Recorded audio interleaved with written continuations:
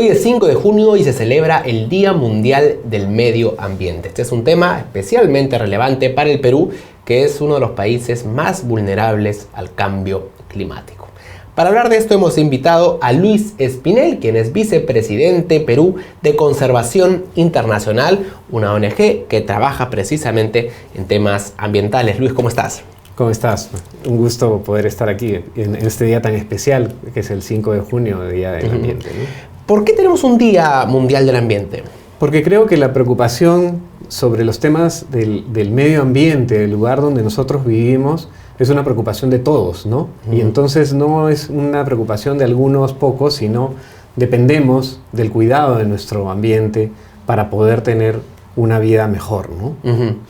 En Perú, ¿consideras tú que estamos moviéndonos en una dirección adecuada para proteger nuestra biodiversidad, para evitar la deforestación? ¿Cuál es en términos generales tu balance? Yo creo que hay esfuerzos importantes que está realizando el Perú para poder controlar todas estas situaciones en las cuales de alguna manera dañamos nuestro ambiente, ¿no? Pero creo que esas actividades y esas acciones dependen de cómo atendemos las necesidades de las poblaciones, porque siempre va a haber un causante, ¿no? Si hay deforestación es porque alguien la causa, y es el humano. Y esta población tiene que ser atendida, y es ahí donde el trabajo que se realiza y que realiza Conservación Internacional en el campo es precisamente cómo logramos encontrar estas actividades que logren proteger, pero a la vez también logren tener actividades económicas sostenibles que le den un ingreso económico a la población local. Ese es un argumento que muchas veces se discute. ¿Cuidar el medio ambiente nos genera costos o nos genera beneficios económicos? Yo creo que ese es el esfuerzo que se tiene que realizar, ¿no? ¿Cómo realmente cuantificamos ese cuidado del medio ambiente? Y yo creo que hay ejemplos muy claros que ya se están dando a nivel global de cómo al valorizar el bosque, al valorizar la biodiversidad, al valorizar el agua, tú comienzas a saber y a entender este ambiente, qué es lo que necesita de nosotros. ¿Qué herramientas, por ejemplo, hay para obtener beneficios concretamente monetarios del cuidado del medio ambiente? Por ejemplo, algo que estamos trabajando aquí en Perú son los bonos de carbono, ¿no? Y ¿Cómo funcionan los bonos de carbono? Esta surge a través de una iniciativa de evitar la deforestación. Nosotros trabajamos en el Bosque de Protección Alto Mayo, que era un área protegida que en el 2008, cuando llegamos, era una de las áreas protegidas donde más alta tasa de deforestación había. Hoy hemos reducido la tasa de deforestación en 50%. Entonces estamos avanzando. En 11 años, considerado. Sí, en 11 años, ¿no? Y esto significa que ahora esto va generando el carbono por haber evitado esta deforestación. Correcto. Y este carbono... Porque los árboles absorben carbono. Claro. Y este carbono se puede vender a nivel global. Y por ejemplo, en lo que nosotros tenemos allá en San Martín, es esta iniciativa con la compañía Disney. La compañía Disney está comprando el carbono para compensar su huella, sus emisiones. Y es muy interesante porque es un compromiso que empezamos en el 2010 con ellos y venimos trabajando, y ellos se comprometen a apoyar las iniciativas que hacemos y en el trabajo con la población local. O sea, para que quede claro, estas son empresas que operan internacionalmente, que emiten carbono por sus operaciones en algún lugar del mundo, y para compensar, ellos de alguna manera compran en bosque, compran absorción de carbono. Ahora, la compensación la podrían hacer por diferentes mecanismos. Hay diferentes fuentes que generan este carbono, pero por ejemplo en el caso de la compañía Disney busca esa historia que tiene detrás, la historia de un área protegida que es el Bosque de Protección Alto Mayo, de nuestro Sistema Nacional de Áreas Protegidas, y busca esa historia que significa la población haciendo actividades sostenibles para evitar la deforestación, y que a la vez entonces están generando este carbono. ¿El mercado de los bonos de carbono en Perú es un mercado desarrollado? ¿Es algo que se está haciendo ya a gran escala? Es un mercado incipiente, ¿no? Porque es un mercado que tiene muchos retos, ¿no? Los bonos de carbono que vienen de las áreas protegidas son bonos de carbono de un mercado voluntario. Entonces, la compañía Disney, por ejemplo, de manera voluntaria, No está obligada. No está obligado. No hay una regulación internacional. En el caso de las compañías europeas hay una regulación en Europa para compensar sus huellas, una obligación, pero en el caso de Estados Unidos las compañías no tienen esta obligación. Entonces, lo hacen de motu propio. Exactamente, lo hacen de manera voluntaria. Y para uno emitir bonos de carbono debe tener alguna certificación internacional. Exactamente, hay certificaciones internacionales que permiten verificar que realmente lo que tú dices, que por ejemplo estás evitando la deforestación, que estás disminuyendo la deforestación en el bosque de protección Alto Mayo, es cierto. Y entonces tienes un tercero que viene y verifica eso.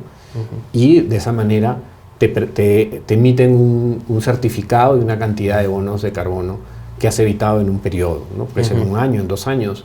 Y entonces de esa manera comienzas a hacer el proceso de comercialización, ¿no? ¿Y esto puede ser incluso una industria que pueda servir para fines de lucro? ¿Existen empresas que se dediquen a conservar áreas para vender bonos de carbono? Sí, las hay. En el Perú todavía están trabajando en eso, pero en el caso de las áreas protegidas no es un... Claro, no es de lucro, es un recurso público, es un área pública. Exactamente, es un área pública y lo que se busca es darle la sostenibilidad financiera al área protegida, ¿no? Que es lo más importante. En el caso de Perú, ¿por qué se dice que somos un país tan vulnerable al cambio climático? ¿Qué es lo que está en juego para el Perú en este tema? Yo creo que la vulnerabilidad es la vulnerabilidad que todos los peruanos tenemos frente a todos estos cambios que ocurren cuando estas variaciones en el clima comienzan a ocurrir, ¿no? Entonces afecta las actividades económicas y es ahí donde esta vulnerabilidad se vuelve tan importante, porque ya, por ejemplo, si uno sembraba una determinada especie de papa, una variedad de papa a una altura, esto comienza a moverse, a desplazarse y comenzamos a tener diferentes lugares donde podemos producir los productos de pan llevar. Y podríamos perder alguna especie de producto, alguna especie de biodiversidad también, porque el calentamiento comienza a afectar el hábitat donde viven estas especies, ¿no? Tú has mencionado que los impactos en el ambiente están generalmente causados por el hombre. Sin embargo, en algunas partes del mundo moderno incluso hay tendencias, hay olas de... incluso líderes políticos que consideran que en realidad el cambio climático no está ocasionado por el hombre, aún a pesar de toda la evidencia que existe, ¿no? El propio presidente de Estados Unidos es uno de ellos, ¿no? ¿Cómo explicas tú que haya esta suerte de reacción, ¿no?, a algo que ya se consideraba como una verdad establecida? Creo que a veces cuando entramos a estos temas, la negación, ¿no?, el partir de la negación y decir no ver cuáles son las fuentes que ocasionan los problemas, yo creo que es muy común entre los humanos. Y el caso del cambio climático lo es también. El no querer ver lo que estamos ya sufriendo, lo que estamos ya viviendo y lo que puede ocurrir en las generaciones futuras es un problema, ¿no? Yo quiero en el corto plazo mirar lo que ocurre en este momento y no mirar el futuro. Entonces el cambio climático hay que mirarlo como un problema que hacia el futuro va a seguir ocurriendo.